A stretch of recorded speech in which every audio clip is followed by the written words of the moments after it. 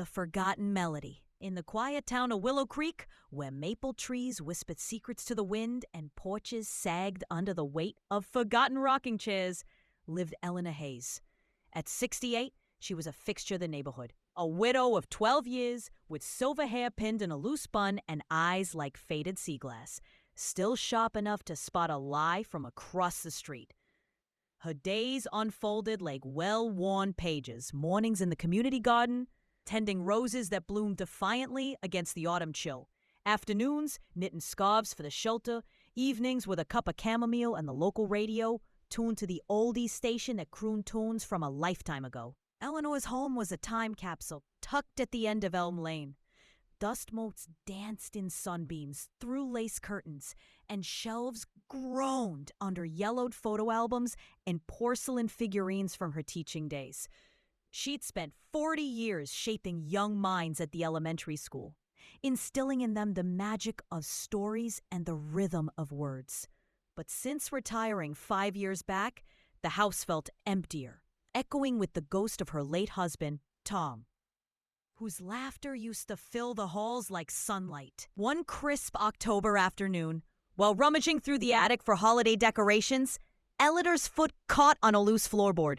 It creaked open like a reluctant confession, revealing a small wooden box no bigger than a loaf of bread, carved with delicate vines and locked with a tarnished brass key dangling from its handle.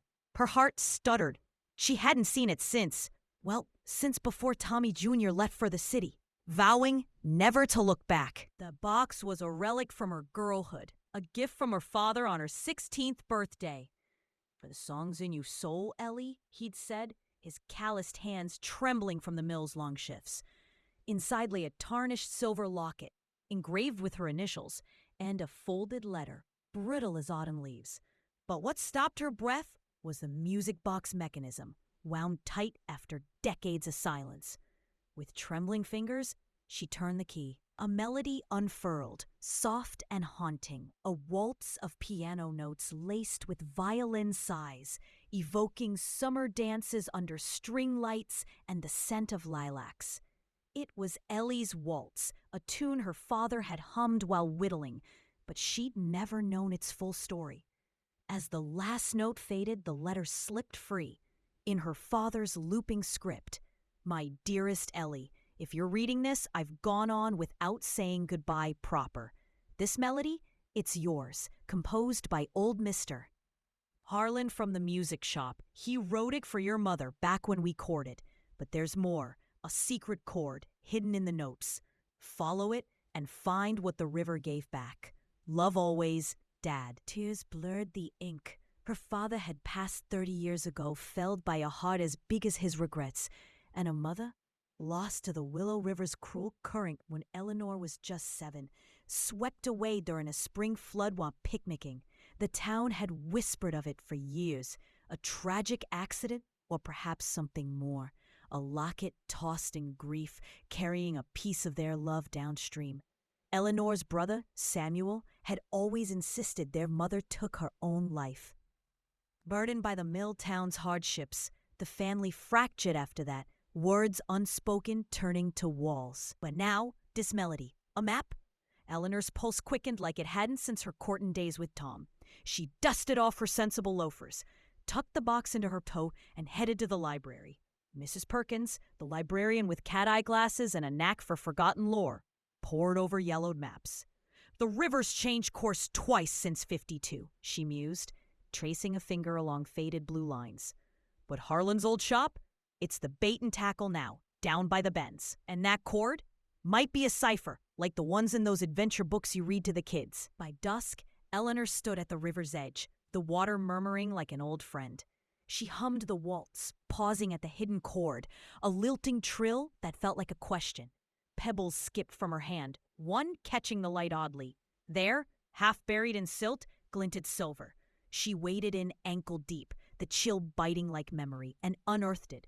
The twin locket to hers, engraved not with EH, but SH. Samuel Hayes, her brothers. The world tilted. Samuel, who lived 2 hours away in the city, estranged since their father's funeral when bitter words about moving on had flown like arrows.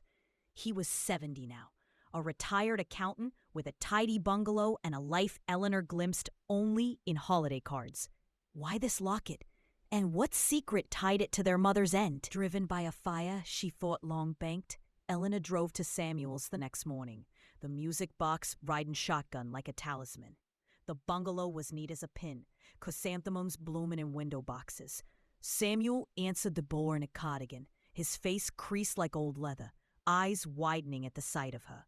"Ellie, what's this? A prodigal visit?" Over weak coffee and lemon bars from the freezer, she played the melody. His cup paused midair.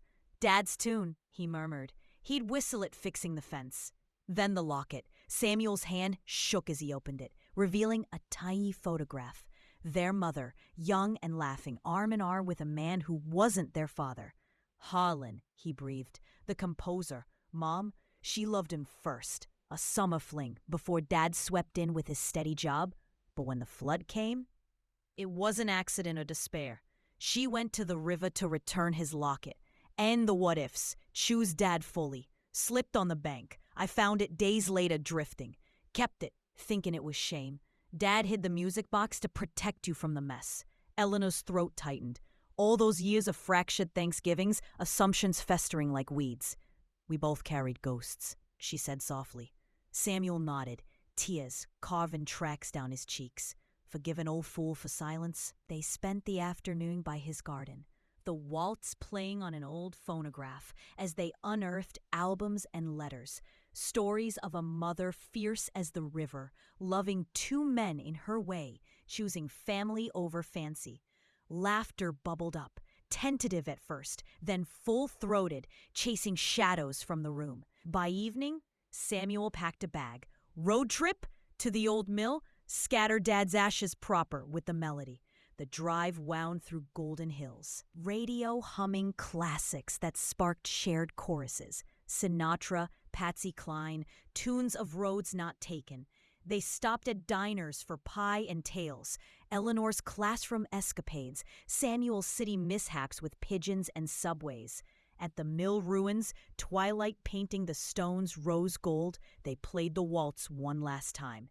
Ashes swirled into the breeze, joining the river's song. To secrets kept and truths found, Samuel toasted with a thermos of tea. Back in Willow Creek, Eleanor dusted the mantel with the lockets side by side, the music box open like an invitation. Neighbors noticed the change, her step lighter, invitations flowing for bridge nights and potlucks. Samuel visited weekly, his cardigan swapped for flannel, helping in the garden, and on quiet evenings, the melody played, a bridge across years, reminding her that some songs, like lives, were meant for encores. In the end, Eleanor learned what her students had always known. Stories weren't just told, they were lived, rewritten with every note forgiven. And at 68, she was just getting to the good part.